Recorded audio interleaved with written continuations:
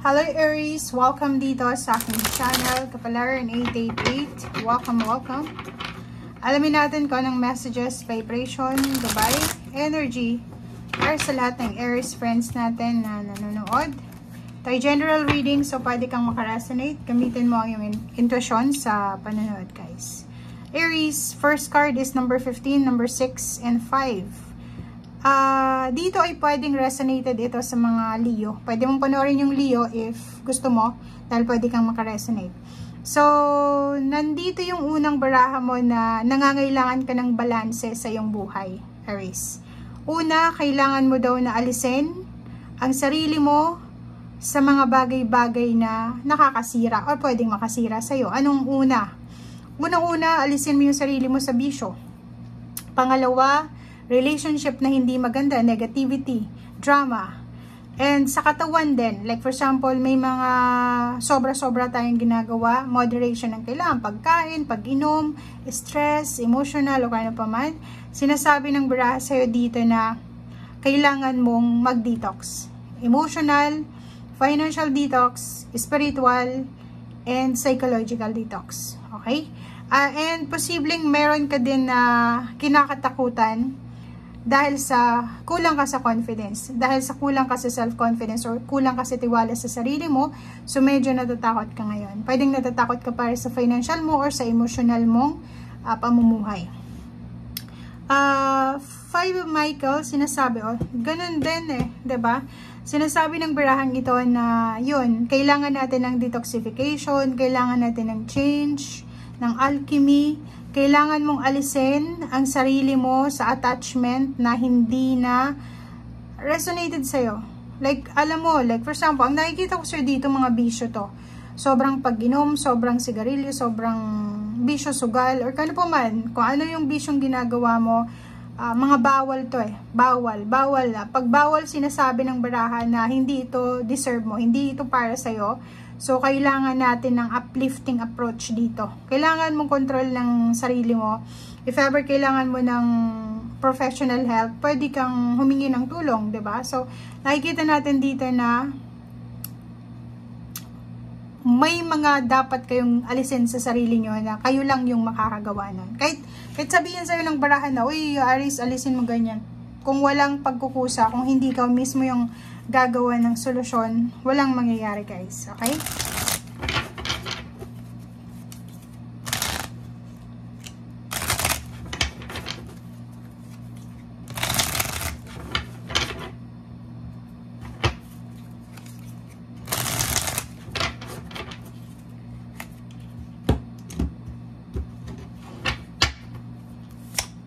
Okay, first card natin is 6 of Earth, 4 of Water, and then 6 of Water.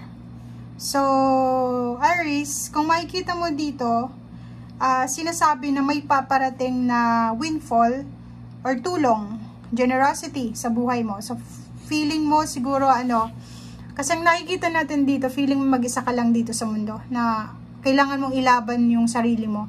Pero nagkakamali ka dun kasi kung bubuksan mo yung puso mo, yung mata mo, maraming nagmamahal sa'yo. If ever man kailangan mo ng tulong, advice, financial, medical, or kano pa man, may mga tao sa paligid mo na willing ka namang tulungan, kaso lang, hindi naman talaga sila lalapit sa'yo hanggat hindi ka humingi ng tulong.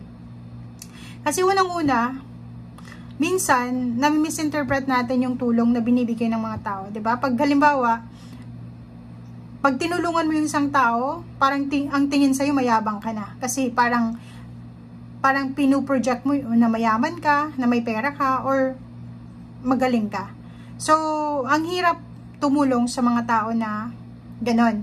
So, if in your case na like kailangan mo ng tulong, accept help, okay? 4 of Water, nakikita natin dito, 'di ba? Hindi ka masaya Hindi ka masaya, distracted ka sa ginagawa mo dahil dito may kailangan kang i-detach sa sarili mo. Ang nakikita ko dito, bisyo to, guys. And dito yung may bisyo dito, pwedeng ikaw or pwedeng ibang tao na related sa'yo. Ang bisyong yun yung nagiging dahilan kung bakit ka nawawala ng interest sa mga bagay-bagay sa sarili mo. Okay? Nakikita ko sa'yo dito na posibleng babalikan mo yung nakaraan. Siguro babalikan mo yung mga nangyaring maganda sa'yo sa nakaraan, nung mga panahong wala ka pang bisyo or wala pang mga sagabal, wala pang negative attachment or kung ano pa man sa buhay mo.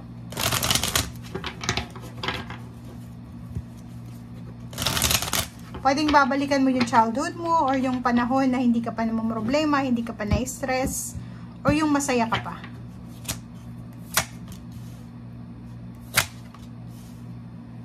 Oh, 'di ba? So kung makikita mo dito, if ever man na ang pangangailangan mo ngayon is trabaho, may mga tao diyan sa paligid mo na willing naman sila na mag-extend ng tulong sa iyo kung trabaho yung kailangan mo. Pero kung pera yung kailangan mo daw na hanapin ito through work, 'di ba? So